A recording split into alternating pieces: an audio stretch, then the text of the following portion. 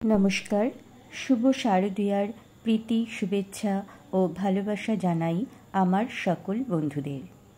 দুর্গাপূজা মানেই আনন্দ, ভালো খাওয়া দাওয়া আর অতিথির আগমন বাড়িতে। এর জন্য বাড়িতে আমরা নানা রকম আয়োজন করে থাকি। যদিও এবার সবার মনই খুব ভারাক্রান্ত, কেউ মন খুলে আনন্দ করতে পারছে না, তবুও সময় কারোর জন্য থেমে থাকে না।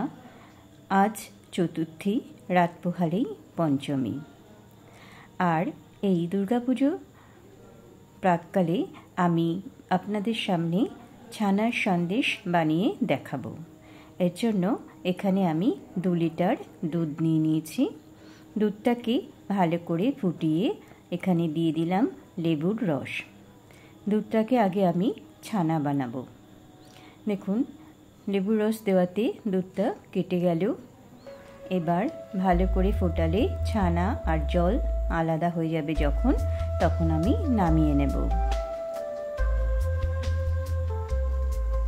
আমি এখানে একটা বড় ছাঁকনিতে ছানা আর জলটাকে আমি আলাদা করলাম। জলটা ফেলে দেব।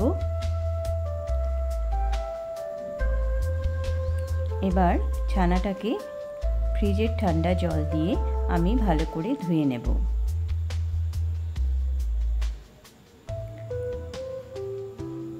এইভাবে হাতার সাহায্যে চেপে চেপে জলটা ফেলে দেব। এবার এটা মিক্সিতে আমি পেস্ট করে নেব। এখন পেস্ট করা হয়ে গেছে। এখন পেস্টটা আমি একটা বড় বাটির মধ্যে নিয়ে নিলাম। এর মধ্যে দিয়ে দিচ্ছি 6 চামচ চিনির গুঁড়ো,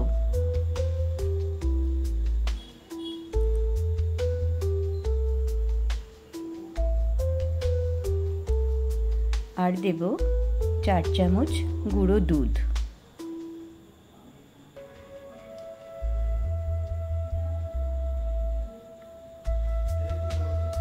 দিচ্ছি একটু এলাচির গুঁড়ো আর হাফ বাটি মতো দুধ দিয়ে আমি প্রথমে এটা মেখে নেব। আশা করছি এই দুধেই মাখাটা মিশ্রণটা হয়ে যাবে। যদি না হয় তখন আর একটু দুধ দিতে হবে। দেখুন, এইভাবে আমি একটা ব্যাটার বানিয়ে নিলাম। এবার আমি একটা এখানে থালা নিয়ে নিয়েছি। থালার উপরে একটা বাটার পেপার দিয়ে ওপরে একটু ঘি লাগিয়ে আমি ব্যাটারটা এর মধ্যে দেব। অপর দিকে কড়াইতে জল গরম বসিয়েছি আর একটা স্ট্যান্ড রেখেছি।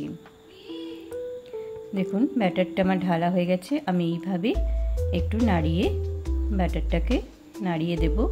ওপর থেকে কিছুটা কেশর আমি ছড়িয়ে দিচ্ছি আর একটা ফয়েল প্যাক দিয়ে আমি এইভাবে প্যাক করে তারপরে স্ট্যান্ডের উপরে বসিয়ে দিলাম। এবার একটা ঢাকা চাপা দিয়ে আমি আধ ঘন্টার মতো লো ফ্লেমে এটা বসিয়ে রাখবো। আধ ঘন্টা হয়ে গেছে, আমি খুলে দেখছি।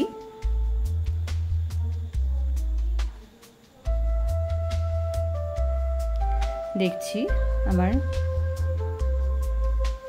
সন্দেশের ব্যাটারটা ঠিকমতো বসেছে কিনা। আমি একটা টুথপিক দিয়ে দেখে নেব। দেখুন, সামান্য লেগে আছে। আমি আরও 10 মিনিট এটা ভাপে হতে দেব। হয়ে গেছে। এবার আমি নামিয়ে নিয়েছি। নামাবার সঙ্গে সঙ্গেই আমি এটা কাটবো না, এটা একটু ঠান্ডা করে নেব।